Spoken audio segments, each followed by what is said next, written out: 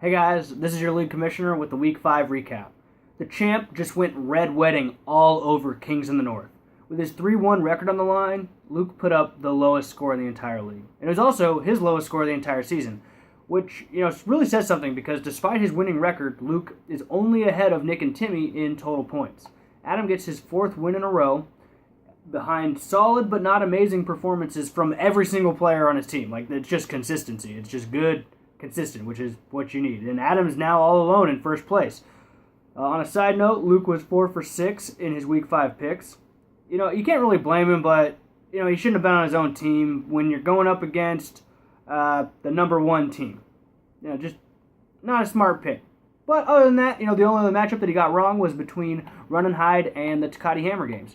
Ben was finished after the day games with a lead of 22 points. And even though Mike didn't take the lead until the second half of the Monday night game, this matchup was won on Sunday night. Randall Cobb had over 100 yards, which meant that Jameis Winston just needed an average game to get Mike the comeback win. Ben's team did much better than last week, but he loses this one by a mere 3 points. This is Ben's 3rd loss in a row, dropping him down to 8th place. While Mike gets his 3rd win in a row, and he moves up to 5th. His team was in last place 3 weeks ago. Another close matchup that came down to the Monday night game was between the Sacco and America's team. Before the game, Timmy had the lead, but Will was still projected to win. Cameron Brait and Kelvin Benjamin were able to take the lead back from Timmy, but if Fozzie Whitaker could have held them off or gotten one of those rushing touchdowns, this would have been a huge upset.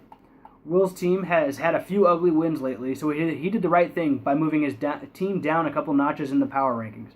I think he's still putting too much faith in the state of Texas. Zeke did great, but Houston's not an offense that I'd want to rely on every week.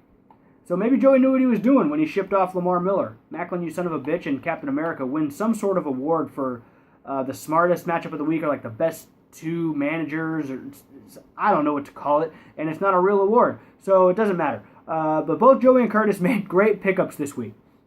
Sammy Coates turned out to be Curtis's number 1 scorer, and Joey picked up Jaquiz Rogers to replace Tevin Coleman, who was literally risking his life to play in Denver. Yeah, he got 22 points, and it all came on one play, but picking up Jaquiz and benching Coleman was an intelligent move. I don't know, maybe it's not that good of a move, but because the results didn't work out. But I'm impressed. I don't ever expect a whole lot from Joey, especially when it comes to thinking, but I give him props for that. He still gets the loss, and Curtis gets his 2nd straight win as he moves up 5 places over 2 weeks. Sometimes when you're in a slump, you gotta fuck a fat chick. Kyle was my fat chick in week 3. Timmy was Curtis's fat chick last week, and Nick was Kyle's slump buster this week. Don't hate the Slayer holds on to its winning record. It all started on Thursday night when David Johnson put up 30 points. And the Vikings defense has just been killing it all year. Didn't Kyle have Denver last year? This guy can pick a defense. This one was clutch. It came when Kyle needed it the most, and he remains in 2nd place.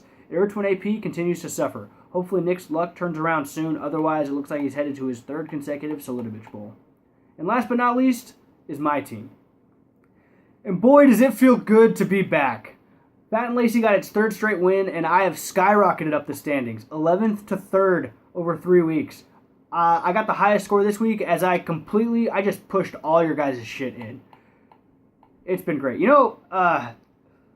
I can breathe a sigh of relief knowing that my team is going to the playoffs. It's not done. My work is not done. Don't get me wrong. But it's refreshing to know that, my team came back from 0-2 and isn't complete shit. It reminds me of my favorite day of the year, and it's the day that the Dodgers get eliminated in the postseason or knocked out of playoff contention. And it's because I live here in Los Angeles, surrounded by idiotic Dodger fans. And I'm constantly bombarded with, go Dodgers, and fuck the Giants, and, oh, we're going to get it this year. Oh, 4 straight National League West Division Championship. Oh, yay. But on today, or not, maybe today, but that day comes once a year when it's all over, and I can relax. When it's finally over, I stop hearing it on the radio, I stop seeing it on Facebook. It's just a relaxing feeling. It's like getting your dick sucked in a jacuzzi. And that's how I feel about my team right now. I can relax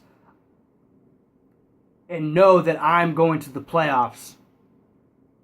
So House Terrell loses its 2nd week in a row, and Kyle's now in 9th place. I'm not even sure he's paying attention to this league anymore. But he should, and he should set his lineup because he has another tough matchup next week against Kyle. The other matchups in week 6 are Joey versus Will, Brian versus Curtis, Ben versus Timmy, Luke versus Mike, and Nick versus Adam. Oh, Dodgers suck. Go Giants.